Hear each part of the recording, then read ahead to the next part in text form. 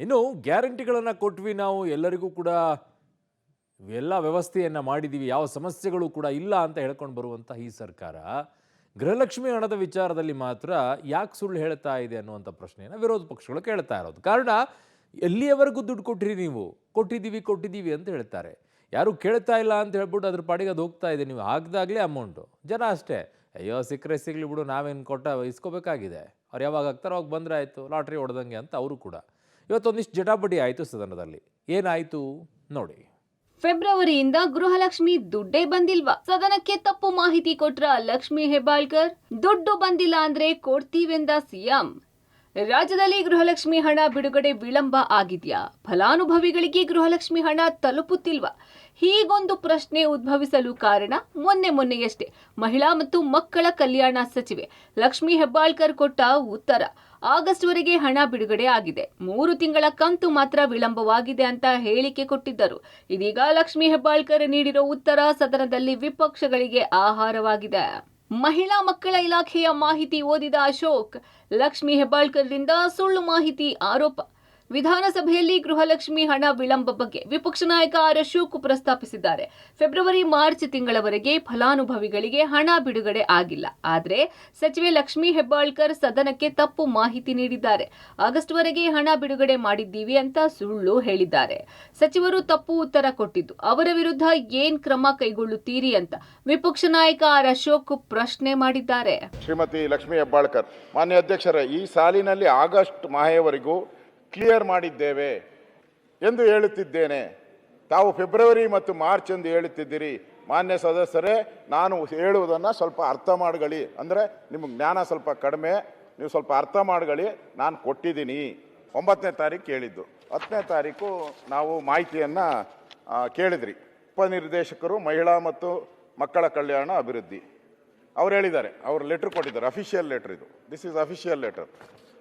ಮೇಲ್ಕಂಡ ವಿಷಯ ಹಾಗೂ ಉಲ್ಲೇಖಕ್ಕೆ ಸಂಬಂಧಿಸಿದಂತೆ ಧಾರವಾಡ ಜಿಲ್ಲೆ ಗೃಹಲಕ್ಷ್ಮಿ ಯೋಜನೆಯ ನೋಂದಾವಣಿಯಾದ ಫಲಾನುಭವಿಗಳಿಗೆ ಫೆಬ್ರವರಿ 25 ಹಾಗೂ ಮಾರ್ಚ್ 2025 ತಿಂಗಳ ಸಹಾಯಧನ ಸರ್ಕಾರದಿಂದ ಬಿಡುಗಡೆಯಾಗಿರುವುದಿಲ್ಲ ಎಂಬ ಮಾಹಿತಿಯನ್ನು ಮಾನ್ಯರಿಗೆ ಈ ಮೂಲಕ ಗೌರವಗಳೊಂದಿಗೆ ಸಲ್ಲಿಸುತ್ತಿದ್ದೇನೆ. ಮಹಿಳಾ ಮತ್ತು ಮಕ್ಕಳ ಕಲ್ಯಾಣ. ಇಷ್ಟೆಲ್ಲ ಮಾಹಿತಿ ಇದೆ ಪಾಟೀಲ್ರೆ. ನಾವೇನಾದ್ರು ಕಾನೂನು ತಪ್ಪು ಹೇಳಿದ್ರೆ 100 ಚುಚ್ಚಾಕ್ತೀರ ನೀವು. ಈ ಸೂಜಿಯಲ್ಲಿ ಚುಚ್ತಾರಲ್ಲ, ಈ ಜಾಲಿ ಮುಳ್ಳಲ್ಲಿ ಹಂಗೆ ಚುಚ್ಚಾಕ್ಬಿಡ್ತೀರ ನಮಗೆ. ಒಬ್ಬ ಮಂತ್ರಿ ಈ ಥರ ಸದನಕ್ಕೆ ತಪ್ಪುಗಳು ಹೇಳಿದ್ರೆ, ಸದನದಲ್ಲಿರೋ ನೀವೆಲ್ಲರೂ ಹೇಳೋದನ್ನ ನಾವು ಯಾವ ಗ್ಯಾರಂಟಿ ಅಂತ ನಂಬೇಕು ನಾವು? ಸದನದಲ್ಲಿ ಎಲ್ಲ ಮಂತ್ರಿಗಳು ಕೊಡ್ತಾರೆ, ನಾವು ಅದನ್ನು ವೇದವಾಕ್ಯ ಭಗವದ್ಗೀತೆ ನಾವೆಲ್ಲ ಅಂತ ತಿಳ್ಕೊತೀರಿ ನಾವು. ಮುಖ್ಯಮಂತ್ರಿಗಳು ನಾಳೆ ಕೊಡೋರಿದ್ದಾರೆ ಉತ್ತರ ಕರ್ನಾಟಕಕ್ಕೆ. ಅದು ಸುಳ್ಳ ಈ ತರ ಸದನದ ಅಗೌರವ ಆಗ್ತೈತೆ. ಗೃಹಲಕ್ಷ್ಮಿ ನಿಧಿ ಫೆಬ್ರವರಿ ಮತ್ತು ಮಾರ್ಚ್ ತಿಂಗಳ, ಈ ವರ್ಷದ 2 ತಿಂಗಳ ಇನ್ನೂ ಕೂಡ ಕಂತು ಬಂದಿಲ್ಲ ಅನ್ನುವಂಥ ವಿಚಾರವನ್ನು ಬಿಜೆಪಿ ಮೊನ್ನೆ ಸದನದಲ್ಲಿ ಆಕ್ಷೇಪ ವ್ಯಕ್ತಪಡಿಸಿತ್ತು. ಸಚಿವರು ಅವತ್ತೇ ಕೂಡ ಉತ್ತರ ಕೊಟ್ಟಿದ್ರು. ಆದರೆ ಸಚಿವೆ ಲಕ್ಷ್ಮಿ ಹೆಬ್ಬಾಳ್ಕರ್ ಉತ್ತರಕ್ಕೆ ಮತ್ತೆ ಬಿಜೆಪಿ ತಗಾದೆ ಎತ್ತಿದೆ. ಸಚಿವರು ಸದನಕ್ಕೆ ತಪ್ಪು ಉತ್ತರ ಹೇಳಿದ್ದಾರೆ, ಸದನದ ಗೌರವ ಕಳೆದಿದ್ದಾರೆ. ಮಹಿಳಾ ಮತ್ತು ಮಕ್ಕಳ ಕಲ್ಯಾಣ ಇಲಾಖೆ ಉಪನಿರ್ದೇಶಕರ ಹೇಳ್ತಾ ಇದ್ದಾರೆ ಈ ವರ್ಷದ ಫೆಬ್ರವರಿ ಮತ್ತು ಮಾರ್ಚ್ ತಿಂಗಳ ಕಂತು ಬಂದಿಲ್ಲ ಅಂತ. ಅದು ಸಚಿವರು ಯಾಕೆ ತಪ್ಪು ಹೇಳಿದ್ರು? ನಾವು ಸಚಿವರ ವಿರುದ್ಧ ಹಕ್ಕುಚ್ಯುತಿ ಮಂಡಿಸಬೇಕಾ ಅಥವಾ ಮತ್ತೆ ಈ ಒಂದು ಸಮಸ್ಯೆ ಸರಿ ಮಾಡಿಸ್ತೀರಾ? ಈ ಒಂದು ವಿಚಾರವನ್ನು ಮತ್ತೆ ಇವತ್ತು ಅಶೋಕ್ ಅವರು ಎತ್ತಿದ್ರು. ಜೊತೆಗೆ ಸಿದ್ದರಾಮಯ್ಯ ಅವರು ಕೂಡ ಮಧ್ಯಪ್ರವೇಶ ಮಾಡಿದ್ರು.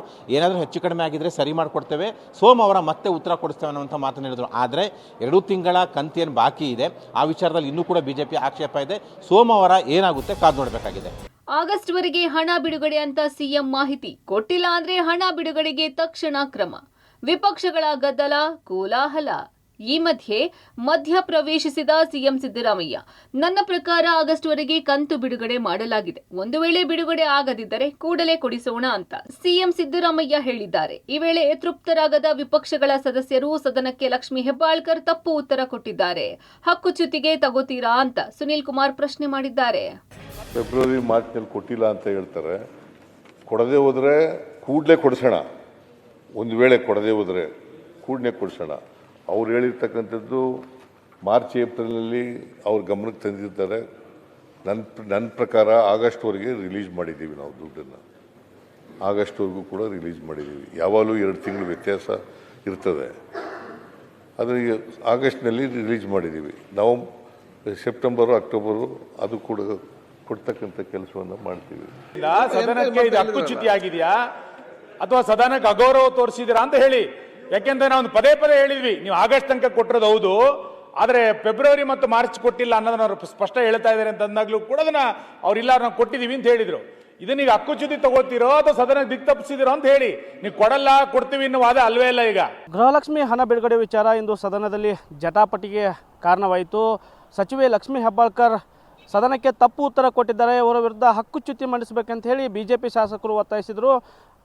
ಮಧ್ಯಪ್ರವೇಶಿಸಿದಂಥ CM ಸಿದ್ದರಾಮಯ್ಯ ಆಗಸ್ಟ್ವರೆಗೆ ಹಣ ನೀಡಲಾಗಿದೆ, ಹಣ ನೀಡದೇ ಇದ್ದರೆ ಬೇಗ ಕೊಡಿಸೋಣ ಅಂತ ಹೇಳಿ ಪರಿಸ್ಥಿತಿಯನ್ನು ತಿಳಿಗೊಳಿಸಿದರು. ಸೋಮವಾರ ಸಚಿವರಿಂದಲೇ ಉತ್ತರ, ಸದನಕ್ಕೆ ಮಾಹಿತಿ ಕೊಟ್ಟ ಸ್ಪೀಕರ್. ಆಡಳಿತ ಹಾಗೂ ಪ್ರತಿಪಕ್ಷಗಳ ಗದ್ದಲ ಮಧ್ಯ ಪ್ರವೇಶಿಸಿದ ಸ್ಪೀಕರ್ UT ಖಾದರ್ ಸೋಮವಾರ ಸಚಿವರಿಂದಲೇ ಉತ್ತರ ಕೊಡಿಸುವುದಾಗಿ ಭರವಸೆ ಕೊಟ್ಟರು. ಈ ಬಗ್ಗೆ ಸ್ಪಷ್ಟನೆ ಕೊಟ್ಟ CM ಸಿದ್ದರಾಮಯ್ಯ, ಸಚಿವರು ಸೋಮವಾರ ಉತ್ತರ ಕೊಡೋದ್ರಿಂದ ಚರ್ಚೆ ಬೇಡ ಅಂದ್ರು. ಬಿಜೆಪಿ ಸದಸ್ಯರು ಒಪ್ಪಿಕೊಂಡು ಸುಮ್ಮನಾದ್ರು. ಮುಖ್ಯಮಂತ್ರಿ ಉತ್ತರ ಕೊಟ್ಟಿದ್ದಾರೆ. ಈಗ ಒಂದು ಸಮಸ್ಯೆ ಏನಿದೆ, ರಿಲೀಸ್ ಆಗದೆ ರಿಲೀಸ್ ಮಾಡ್ತಾರೆ ಮುಖ್ಯಮಂತ್ರಿ ಹೇಳಿದ್ದಾರೆ, ಆಯ್ತು ಅಲ್ಲ ಕರೆಕ್ಟ್. ಎರಡನೇದೇನಿದೆ, ಆ ತಪ್ಪು ಮಾಹಿತಿ ಯಾಕೆ ಬಂತು ನಮಗೆ? ನಾವು ಸದನದ ವಿಶ್ವಾಸ ಇಟ್ಟು, ಮಂತ್ರಿಗಳ ಮೇಲೆ ವಿಶ್ವಾಸ ಇಟ್ಟು ನಾವು ಅವ್ರು ಹೇಳಿದ್ದನ್ನು ನಾವು ಕೇಳ್ತೇವೆ, ಅದೇ ನಾವು ಅರ್ಥ ಮಾಡಿಕೊ ಆಯ್ತು ಅಂತೇಳಿ. ಮತ್ತು ಈ ರೀತಿಯ ತಪ್ಪು ಮಾಹಿತಿ ನಮಗೆ ಯಾಕೆ ಸರ್ಕಾರದಿಂದ ಬರ್ತದೆ ಅಂತ ತಾವು ಇವತ್ತು ಕೇಳಿದ್ದೀರಿ. ಇದನ್ನು ನಾನು ಬಹುಶಃ ಮಂತ್ರಿಗಳಿಗೆ ಚರ್ಚೆ ಮಾಡಿಕೊಂಡು ಸೋಮವಾರ ಚರ್ಚೆ ಮಾಡಿಕೊಂಡು ಅದಕ್ಕೊಂದು ಪರಿಹಾರ ಕೆಲಸ ಖಂಡಿತವಾಗಿ ಮಾಡಿ. ಈ ಮಧ್ಯೆ ಗ್ಯಾರಂಟಿಗಳಿಗೆ SC/ST ಹಣ ಬಳಕೆ ಮಾಡಿಕೊಳ್ಳುತ್ತಿರೋದ್ರ ಬಗ್ಗೆ ಸಮಾಜ ಕಲ್ಯಾಣ ಸಚಿವ HC ಮಹದೇವಪ್ಪ ಮಾಹಿತಿ ಕೊಟ್ಟಿದ್ದಾರೆ. Bureau report, public TV.